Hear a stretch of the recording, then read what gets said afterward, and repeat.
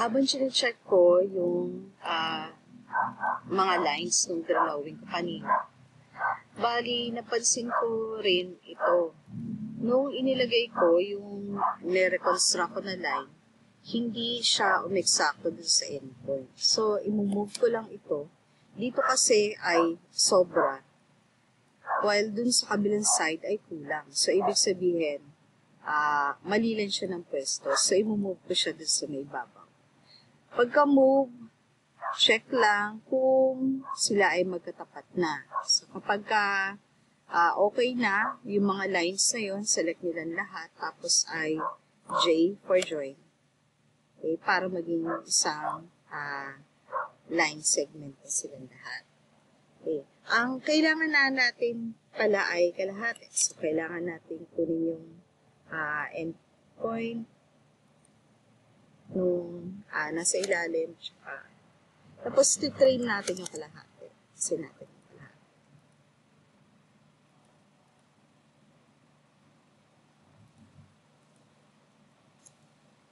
Okay, tapos join natin dito. Ngayon, ito ay i-revolve na naman natin. By 360 degrees. Tapos, ito ang rotation. Okay. So, kung titignan natin, dito sa shades of gray, bali, ito yung mapoproduce. So, ipopwesto naman uli natin ito mula dun sa move natin siya mula dun sa center, yung cylinder na to, papunta dun sa center no ating ginawang transition kanina.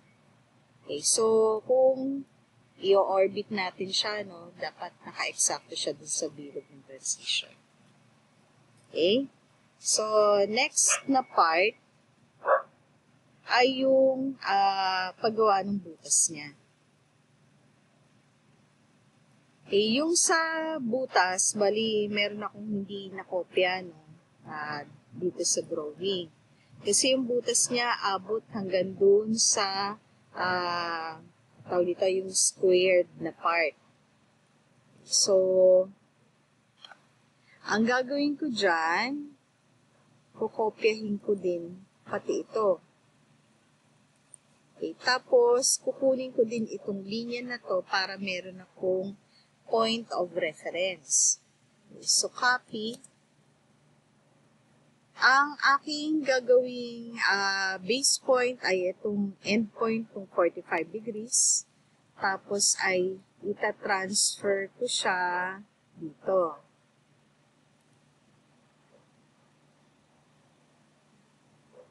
Okay?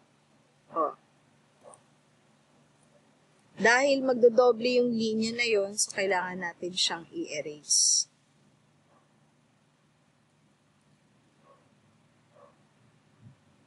Okay. So, check natin.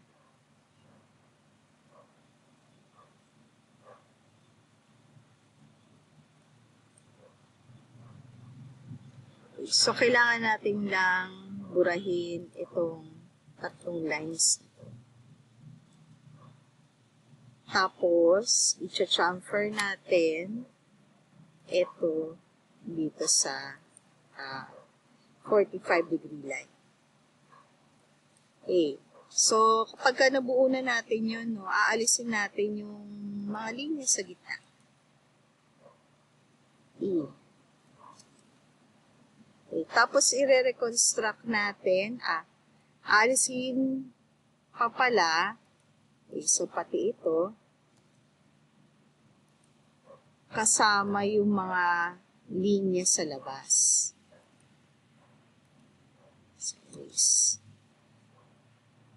Yung sobra, kailangan natin siya i-trim.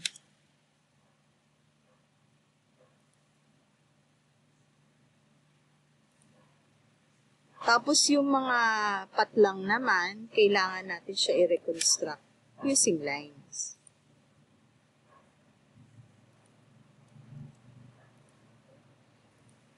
Okay. Tandaan na hindi magjo-join yan kapag ka meron doble, tsaka merong sobra o kaya kulang.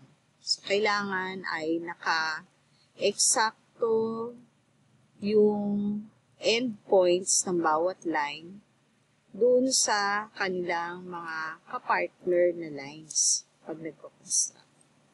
Okay. So, pagka na-reconstruct na yung lines, pwede na natin siyang i-join ulit. Okay. Meron siyang hindi ginoin na part.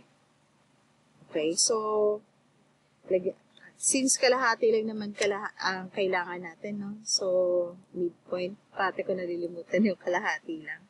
So, para konti lang yung ating i-reconstruct, explode ko muna ito, tapos ay buburahin ko muna yung kalahati.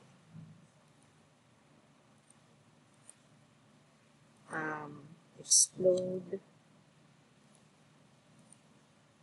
just erase. Just trim ko yung pasobra. Okay? So, kung sakali na try natin i-join, tapos na-convert siya into one polyline, ibig sabihin wala na siyang diferensya. So, pwede na natin siyang i-revolve. Okay? Kung mapapansin nyo, inuna ko yung paggawa ng mga cylindrical na part ng object kaysa yung, hinuli ko pala yung paggawa ng mga cylindrical part ng object kaysa yung, hindi cylindrical. Okay? Bakit? Kasi mas madali lang mag-revolve kaysa yung ibang proseso. So, ito, pwede na natin siya i-revolve. Okay. Ang axis niya yung gitna, tapos 360 degrees. So, ito yung mapo-form niya. Okay. Sa shades of gray, bali, ito ang itsura. Okay. So, pag nagawa nyo na yan, pwede na natin siyang i-move uli. Move. Okay.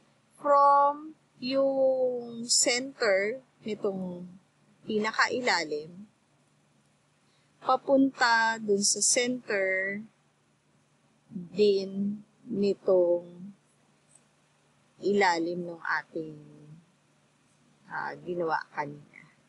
So, center. Okay? So, tingnan natin sa 2D wireframe. I-orbit ko lang konti para makita ko kung talaga nasa loob na siya. Once ma-prove natin na nasa loob na siya, isusubtract na natin yung object. Okay, so type line natin is yung para sa subtract. Tapos, pag sinelect natin yung object, yung outer nung nung ating object, nung main valve. Okay, tsaka ito yung rectangular na part niya, yun yung ise-select nyo para sa pagsusubtrakan. Kasi yung ating mga transition na ginawa kanina, may butas na yun. Hindi na kailangan nating i-select. Okay, so, enter lang natin. Tapos, ang pang-subtract natin, yung kagagawa lang natin kanina, yung bago revolve. So, enter. Okay, so, kung titignan natin dito sa shades of gray, may butas na siya hanggang dun sa ilalim. Okay? Dun na tayo sa pinaka-last na part ng object. So, alisin ko lang to. May nailagay ako na external line na hindi ko nabura. Okay, so tapos na tayo kanina dito sa may transition.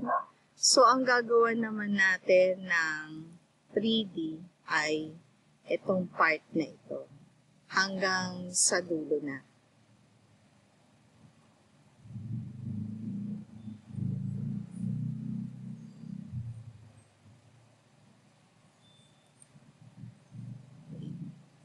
So, yan yung part na kasama dun sa main na valve. Isasama ko din itong linya na to, no? Tsaka yung center, syempre. Tapos, ay ikakopy natin siya, CO, enter, tapos ilalagay natin siya ulit sa bandang taas. Okay. Since kalahati lang kailangan natin, so kahit na may kulang dun sa may itaas, at halos buo naman yung ilalim, so hayaan na lang yung sa itaas, i-erase or tsaka ititrim din naman natin siya. So, i-erase ko na yung yung kalahati.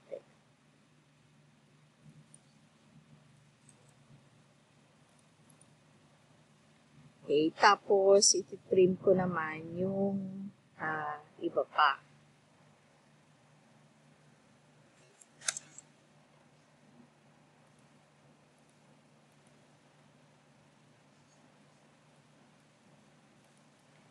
Yung kulang na linya, re-reconstruct lang natin, lalagyan natin siya ng line. Okay.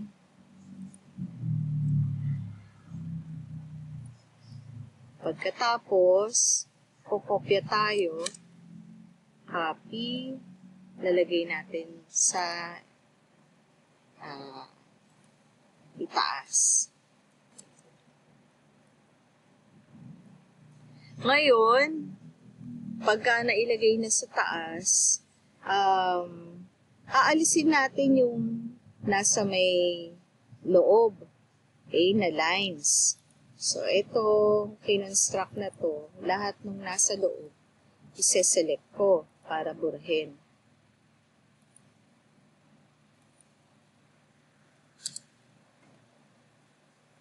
Okay, so kapag na-select ko na yon, ang gagawin ko na susunod ay i-chamfer ko ito dito sa may gitna. CHA, enter, tapos i-select ko lang yung dalawang lines na yun. So, ito na yung gagamitin ko. So, isa-select ko siya, tapos i-join ko into one polyline. Meron daw na discard na isang line. So, ibig sabihin, meron tayong hahanapin na mag-isang linya na hindi na isama. Pero mukha naman siyang nakakonect. Okay. Check lang natin, no, kung magre-revolve siya. REV. Okay. So, select lang natin yung axis, yung gitna. Okay. So, ibig sabihin, kahit na sabi niya kanina ay meron daw hindi na isama, baka yun ay doble lang na linya. Kaya, hindi na niya pinansin. Nagpatuloy siya doon sa proseso. So, enter lang natin. So, ito yung mabubuo. Okay? So, may butas na siya agad. So, ang gagawin natin susunod, okay, ito ay ipupwesto muna natin.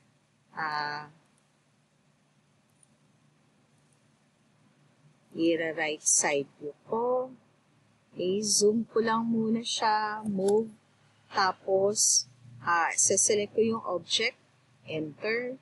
Yung center nito ay ilalagay ko sa center nung transition kanina. Okay, kailangan ay center din. Okay? Para kapag in-orbit natin siya, okay, mukha sila magkadugtong. Tandaan, no, hindi pa ako nag-union. Hindi ko pa ni-union lahat. Okay, sa bandang huli na. Okay. So, kapag nagawa na yan, dahil wala pa, hindi pa natin nagawa yung pinakabutas, no? Babalik ko lang ito sa right side. Okay? Doon sa ating part na ginagawa.